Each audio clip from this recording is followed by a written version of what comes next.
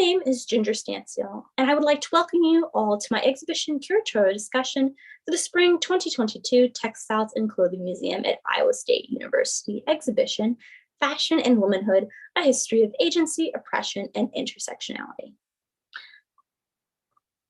A little background about me is that I graduated from Kent State University with a BA in Fashion Design and minors in Italian Studies and Art History in 2020.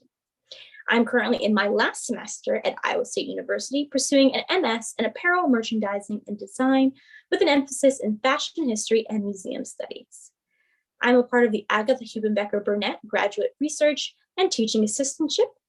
After I graduate in May, I hope to pursue a career in museum collections management or curatorial research. I was inspired to create this exhibition by my thesis research entitled Influential Women and Dress and Renaissance Italy, Power and Identity in Portraiture. My research identifies the recurring ways 9 aristocratic women of the 16th century showcased agency, power, and identity through their appearance. Dress and style are entangled concepts with identity communication. Style, as defined by Kaiser, is used to convey an individual's identity through dress, while dress is defined as everything that modifies or adorns the body, such as jewelry, tattoos, and clothes. Cesare Vecellio's Costumes Ancient to Modern, Dress Ancient to Modern of the World from 1590 represents one of the first published documentations of the connection between women's dress and conveyed identity. The book encompasses numerous time periods and regions and ties these elements to the specific dress practices of individuals based on social class, age, region, and gender. This exhibition focuses on 3 major ideas: agency, oppression, and intersectionality.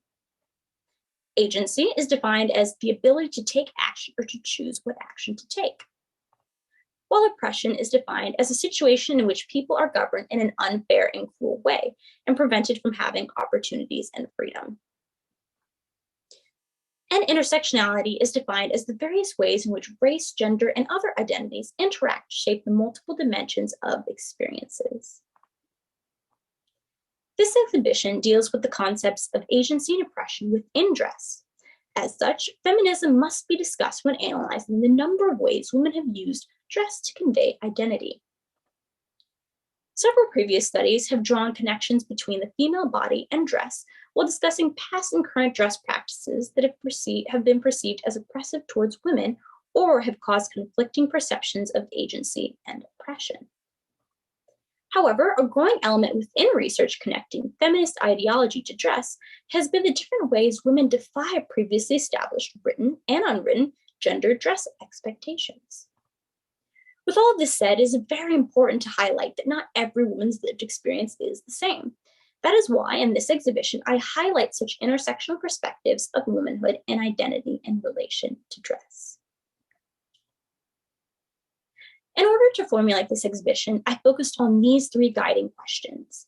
How have women used fashion and dress to convey political and/or social agency in history? How do contemporary definitions of oppression shape our understandings of past forms of oppression and oppressive practices in fashion? And how does the manner in which an object was used shape its perception as oppressive or as a tool of self-agency or expression? So the overarching big idea of this exhibition is to analyze the ways politics, social norms, and formal dress codes within the Western world have influenced women's expressions of identity through fashion. It explores how agency, oppression, and intersectionality affect women's negotiations of their identity through dress from the 16th to 21st centuries. These are a few images of the exhibition within our Mary Alice Gallery space in Morrill Hall. And if you're unable to visit us in person, please view the virtual exhibition tour on our social media pages or YouTube. The objects featured in this exhibition fall into 4 major themes: fashion as protest, fashion and agency, conflicting cultural norms, and dress codes and laws. The first theme in this fashion is fashion as protest. I analyzed these 5 objects in the exhibition within the context of the communicated political and social protest through fashion. When we think of using fashion as a form of social or political protest in the 21st century, especially in light of current events, we think of wearing Black Lives Matter t-shirts, wearing the colors blue and yellow in solidarity with Ukraine, or even wearing garments or accessories with a pride flag or that say "Just Say Gay" in opposition to recent Florida legislation. This theme explores this practice from a 21st century perspective, looking at the ways women have historically accomplished this in comparison to contemporary examples. My favorite example of this concept was with these three objects. The two pussy hats were purchased with museum funds this year from a woman-owned Etsy store, while the lingerie dress was already within our collection and dates to circa 1910. In 2017, as a response to President Donald Trump's sexist statements, activists held women's marches around the world where many women attendees wore pink pussy hats, first invented by Jane Oswalman and Krista Suh to reclaim derogatory use of the word pussy. The hat quickly gained traction as a new symbol of the international feminist movement. Similarly, in the early 20th century, women donned white lingerie dresses, such as the one on display, to show their support and affiliation with the women's suffrage movement in the United States at the time. The common theme between these two sets of objects from over 100 years apart is that while they historically represent feminism and freedom for women, they do not represent all women. The color pink, the most widely sold and popular pussy hat color, excludes women of color, trans women, and trans women of color, considering the connection between a woman's genitals and skin tones. The official Pussy Hat Project website, run by Zwalman and Suh, notably includes patterns for making your own pussy hat, along with the project's goals within the feminist movement. And yet, none of the patterns include non-pink hats or acknowledge the exclusion the pink hat creates within the movement. Along the same lines, in the 1910s, women of color were frequently excluded from the suffrage movement in numerous ways. Throughout the journey towards women's suffrage in the United States, white-appearing suffragettes aimed to exclude women of color, or as some felt the case for women's suffrage would be harmed by their inclusion. This exclusion went as far as forcing women of color that supported suffrage to adopt their own color, yellow, as they were discouraged from wearing white as it was viewed as supporting suffrage for white women only. At the passage of the 19th Amendment, women of color notably still were not truly allowed the vote, an occurrence still seen today amongst people of color due to voter disenfranchisement and discrimination. These objects highlight not only the ways women have utilized dress for protests, but how this often excludes and marginalizes already marginalized groups. The feminist movement specifically has contemporary and historic difficulties, including in promoting non-white appearing voices and agendas, which further speaks to one of the key points of this exhibition, the upliftment of the experiences of marginalized women. The next theme, fashion and agency, includes these four objects. This theme looks at the numerous ways in which fashion has been used to communicate agency in dress practices and how previous dress practices straddled the line between agency and oppression. By far, my favorite contemporary and historical comparison within this exhibition is within the fashion and agency theme between this pair of higher power Spanx and a circa 1887 to 1908 corset. Shapewear has come in so many different names over the centuries, from stays to corsets to girdles to Spanx. No matter what you call it, they all have the same purpose: to allow women to shape their bodies. Of course, there are various societal, personal, or medical reasons to shape the body.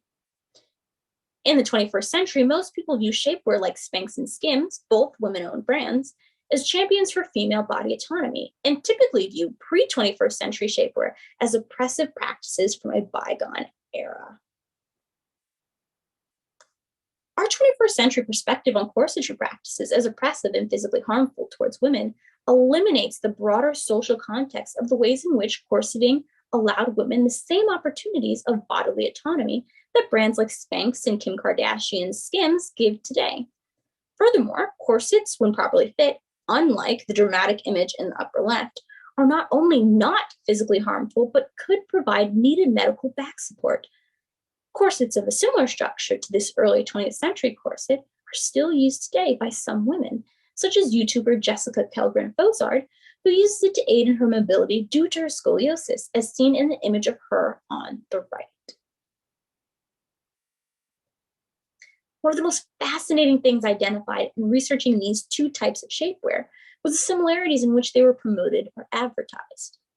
A New York Times Nemo corset ad, a mass-produced corset company, from the same period as the corset on display, stated that one of its key features was Nemo self-reducing straps firmly affixed to hooks and front steels, effect positive reduction of the abdomen, permanent lines of grace. While the product description of this pair of Spanx packaging reads, shaping zone targets the tummy and that the high-waisted design eliminates muffin top. You can make some of your own comparisons by viewing both of the advertisement and the Spanx packaging within the fashion agency case. But effectively, these two objects truly pinpoint how, despite over 150 years of difference, women in 1908 and 2022 that wish to wear shapewear are targeted in the same ways. Women who have worn either of these garments have certainly been influenced by beauty ideals, but have also had freedom to determine their appearance. Conflicting cultural norms, as the third theme, looks at the ways three high-profile widows have utilized expected dress conventions of widows from their respective time periods to serve as specific dress identity in public.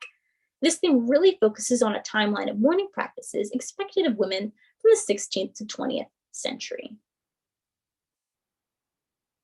I selected three key figures that were known for their widowhood: Caterina Sforza, Queen Victoria of the United Kingdom, and Jackie Kennedy. While the lives of these women span a time period of over 600 years, the basic mourning practices expected of them remained the same. Consulting numerous etiquette books from the 19th and 20th centuries, I gained a better understanding of mourning practice expectations. First mourning, or deep mourning, was a period in which widows were expected to remain in black with a veil for a year. Within this year, they were expected to wear the veil over their face for the first 2 months after their husband's passing, before then wearing it pushed off of their face.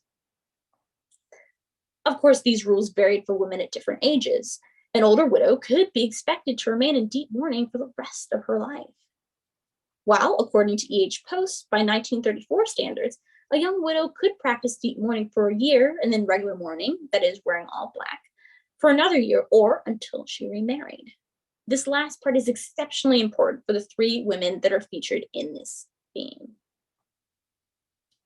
Caterina Sforza, a woman included in my thesis research and a famous Renaissance strategist and featured in a number of Machiavelli's writings for her shrewd intelligence, was a three-time widow throughout her life and utilized her status as a widow to great political effect.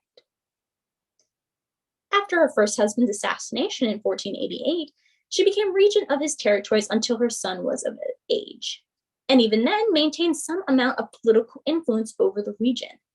During this period, she ruled over Imola and Forlì, defending them from foreign invasion, and even had herself depicted on a commemorative coin dressed in widow's garb to further solidify her claim to power. This is distinctly unlike Queen Victoria, who wore black and mourning attire for the remainder of her life after her husband's early death in 1861.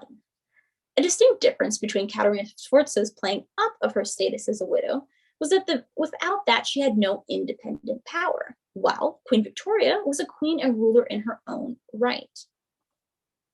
Of course, by the time we get to Jackie Kennedy in the 20th century, marriage, wealth, and power dynamics are a little different. Jackie Kennedy's choice not to remain in deep mourning or regular mourning for an extended period of time rests with her desire to put her mental health and well-being of her children above cultural expectations. Jackie Kennedy notably returned to wearing regular dress prior to her 1968 marriage to Aristotle Onassis. Each of these women utilized their dress appearance during their widowhood to different effect. Whether they rejected cultural norms or aided in creating them, these three notable widows left their mark within history and their respective periods on the ways in which women used dress to express themselves. The final theme, dress codes and laws, looks at the ways written and unwritten dress codes and laws impact women's dress. Each object within this theme represents written and unwritten dress codes. This theme has been a brainchild of mine for a while now. I've found legal and social codes and laws that govern the way people dress, specifically women, throughout history very fascinating. After talking with my grandmother, Mary Redmond, last year about her own experiences with unwritten dress codes growing up in 1940s and 1950s Mississippi, I wanted to discuss the complexities of this aspect of dress culture. And when we talk about the difference between dress codes and dress laws, we specifically speak of unwritten and written. For example, this sumptuary law by Queen Elizabeth I from the 16th century would be an example of a written law that aimed to create distinct social class divides. This sumptuary law banned gold embroidery, specific kinds of fur, and even textiles like velvet from anyone that wasn't of the social ranks listed, such as the wives of Knights of the Garter, duchesses, or countesses. A contemporary example would be local laws forbidding public nudity or specific dress styles. In the late 19th and early 20th century, etiquette books like the one by Margaret Sangster on display aided in transitioning unwritten dress and conduct expectations for women into written expectations, adding more credibility to them. While written dress-based laws are not as popular as 15th and 16th century European sumptuary laws, and typically do not come from religious powers such as the Catholic Church, unwritten and written dress codes are especially prevalent, specifically when applied to members of minority communities. From racially charged club dress policies to the NBA's 2005 dress code that banned players from wearing a number of garments prevalent in Black culture, dress codes still aim to suppress. This image of Allen Iverson showcases the top NBA player of the time using dress to voice his opposition to the new dress code. It is not just racial minorities harmed by these codes, they're gender biased as well. School dress codes disproportionately target young women and girls, in addition to often forcing LGBTQ students to conform to binary gender dress practices. It is only in recent years that we have begun to break down a lot of these harmful dress codes and embrace agency of identity expression in dress. The suit on display in this exhibition belonged to an LGBTQ individual named Brooke, who challenged gender dress norms by wearing this loose cut suit, more typical of menswear than women's wear.